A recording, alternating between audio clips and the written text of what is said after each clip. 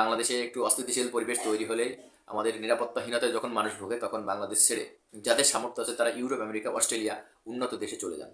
কিন্তু যাদের সামর্থ্য কম বা সামর্থ্য নাই তারা আমাদের পার্শ্ববর্তী দেশ ভারতের পশ্চিমবঙ্গে দিয়ে অবস্থান করেন এবং সেখানে বিভিন্ন ধরনের কর্মকাণ্ডে যুক্ত হন এবং সেখানে কাজ করেন, আর সেখানে স্থায়ী হন, সেখানে ব্যবসা করেন এবং সেখানে সংসার পরিচালনা করে তারা সেখানে জীবন নির্বাহ করেন। তারা বাংলাদেশে আর ফিরে আসেন না। এ ধরনের মানুষ বাংলাদেশের প্রচুর মানুষ গেছে পশ্চিমবঙ্গে। 1947 সালে দেশভাগের সময় প্রচুর মানুষ ভারতে চলে গেছেন, যার মেজরিটি পার্সেন্ট বসবাস করছেন ভারতের পশ্চিমবঙ্গে। বাংলাদেশের মাদারিহাটের বাসিন্দা রফিকুল ইসলাম। স্থানীয়রা বলছেন বহু বছর ধরে দত্তপুকুরেই রয়েছেন তিনি। স্থানীয়দের কাছে নিজেকে চিকিৎসক বলে পরিচয় দিতেন। পুলিশ সূত্রে খবর, বেআইনিভাবে এদেশে ঢুকে ভুয়ো ভোটার কার্ড, আধার কার্ড, প্যান কার্ড সবই তৈরি করে ফেলেছিলেন তিনি।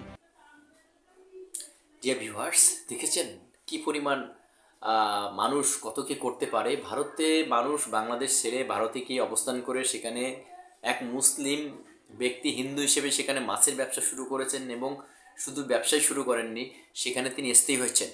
সেখানে শুধু স্থায়ী হননি, সেখানে তিনি আরও ব্যক্তিদের আশ্রয় দিয়েছেন এবং তাদের কাজ করতে সহযোগিতা করছেন। তাহলে দেখুন এভাবে বাংলাদেশ থেকে কি পরিমাণ মানুষ ভারতে অবস্থান করছে। আপনি যদি গভীরভাবে তদন্ত করেন, খুব আহ, গভীরভাবে অর্থাৎ ভিতরে গিয়ে যদি তদন্ত করেন, আপনি দেখবেন পশ্চিমবঙ্গের 100 জন মানুষের ভিতরে 80 জন বাংলাদেশি মানুষ বা বাংলাদেশের সাথে রিলেটেড, অর্থাৎ তাদের পূর্বপুরুষ বাংলাদেশি অথবা তারা রিসেন্ট বাংলাদেশ থেকে গেছে, হয়তো 2-10 বছর আগে বা 20 বছর আগে বাংলাদেশ থেকে গেছে। তো ডিয়ার ভিউয়ার্স, এই মাইগ্রেশন শুরু হয়েছে বহুত আগে থেকে, শুধু মানুষের ভিতরে না, মাইগ্রেশন হয়ে থাকে বিভিন্ন প্রাণী বা পশুর ভিতরে। এটা অতীতে ছিল, বর্তমানেও আছে, ভবিষ্যতেও থাকবে মাইগ্রেশন বিষয়টা। অনেকে আছে স্টুডেন্ট বিষয়ে বিভিন্ন দেশে চলে যান, সেখানে গিয়ে একসময় লেখাপড়া শেষ করেন, লেখাপড়া শেষ করে সেখানে স্থায়ী হন এবং সেখানে কর্মকাণ্ডে জড়িত হন। একসময় তারা সেখানেই জীবনযাপন করেন এবং জীবনের বাকি অংশ সেখানে স্পেন্ড করে ফেলেন। তো মাইগ্রেশন জিনিসটা একটা কমন জিনিস। তো আমাদের বাংলাদেশ থেকে অনেক মানুষ ভারতে মাইগ্রেশন করেছে, অর্থাৎ ভারতে গেছে এবং সেখানে স্থায়ী হয়েছে, সেখানে আধার কার্ড করেছে।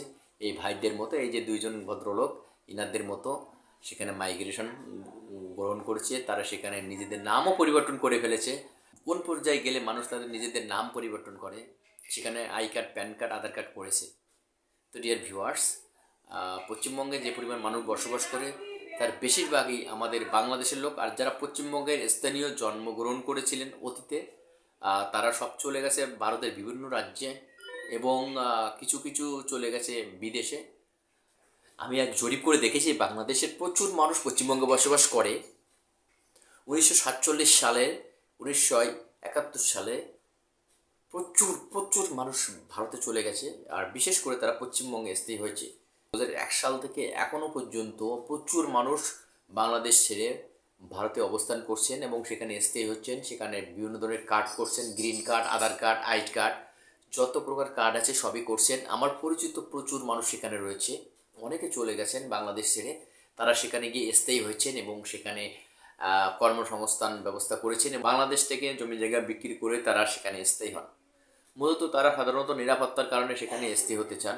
আমাদের বাংলাদেশে একটু অস্থিতিশীল পরিবেশ তৈরি হলে আমাদের নিরাপত্তাহীনতায় যখন মানুষ ভোগে তখন বাংলাদেশ ছেড়ে যাদের সামর্থ্য আছে তারা ইউরোপ, আমেরিকা, অস্ট্রেলিয়া উন্নত দেশে চলে যান।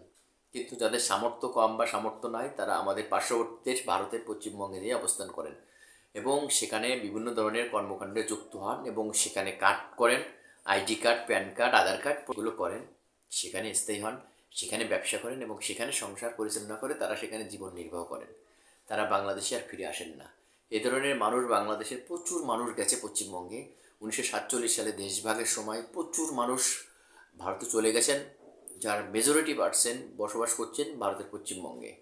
1971 সালে যুদ্ধের সময় 1 কোটির ওপরে মানুষ ভারতে চলে গিয়েছিল এবং ভারত সরকার তাদের আশ্রয় দিয়েছিলেন। সেখান থেকে অনেক মানুষ ফেরত আসেননি, অর্থাৎ তারা সেখানে স্থায়ী হয়েছেন। আবার কিছু মানুষ 71 সালে যুদ্ধের পরে বাংলাদেশে ফিরে এসেছিল।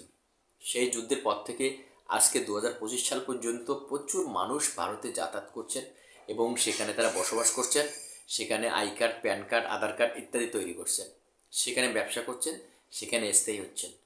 আমি এক গবেষণা করে দেখেছি আমাদের বাংলাদেশ থেকে ভারতে যে পরিমাণ মানুষ গেছে তার বেশিরভাগ বসবাস করে ভারতের পশ্চিমবঙ্গে। 10টা ফ্যামিলির 8টা পরিবার বাংলাদেশের সাথে সম্পর্কিত, অর্থাৎ কেউ গেছে কারণ দাদা গেছে 1947 সালে অথবা বাবা গেছে 47 সালে, আবার কারো কেউ কেউ গেছে 71 সালে। মোটামুটি বাংলাদেশের ভিটে মাটি বেচে কিনে বা ভিটে মাটি অনেকে বেচতে পারেননি, কিনতে পারেননি, বাংলাদেশ ছেড়ে ওখানে চলে গেছেন। অনেকে আছে এদেশে গরিব মানুষ, তারা সেখানে চলে গেছেন, সেখানে গিয়ে কোনো না কোনো পেশায় জড়িত হয়েছেন। তো তেমনই একটি উদাহরণ আমি আপনাদের দিচ্ছি। বাংলাদেশের মাদারিহাটের বাসিন্দা রফিকুল ইসলাম। স্থানীয়রা বলছেন বহু বছর ধরে দত্তপুকুরেই রয়েছেন তিনি। স্থানীয়দের কাছে নিজেকে চিকিৎসক বলে পরিচয় দিতেন। পুলিশ সূত্রে খবর, বেআইনিভাবে এদেশে ঢুকে ভুয়ো ভোটার কার্ড, আধার কার্ড, প্যান কার্ড সবই তৈরি করে ফেলেছিলেন তিনি। বারাসাতের কাজীপাড়ায় দোতলা বাড়িও বানিয়ে ফেলেছিলেন। এই রফিকুলের বাড়িতেই প্রায় 3.5 বছর ধরে ভাড়া থাকতেন বাংলাদেশের মুসাপুরের বাসিন্দা নুরুল ইসলাম, যিনি এদেশে ঢুকে নাম বদলে হয়ে গিয়েছিলেন নারায়ণ অধিকারী। সেই নাম নিয়েই রমরমিয়ে চালিয়ে যাচ্ছিলেন মাছের ব্যবসা। তো ডিয়ার ভিউয়ার্স, এইভাবে পৃথিবীর শুরু থেকেই মাইগ্রেশন সিস্টেমটা চালু হয়েছিল, এখনও আছে, ভবিষ্যতেও চালু হবে। তা আপনারা ভিডিওটি দেখার জন্য আপনাদের সবাইকে অসংখ্য ধন্যবাদ। আর কেমন লাগলো কমেন্ট বক্সে কমেন্ট করবেন। সবাই সুস্থ থাকবেন, সবাই নিরাপদে থাকবেন।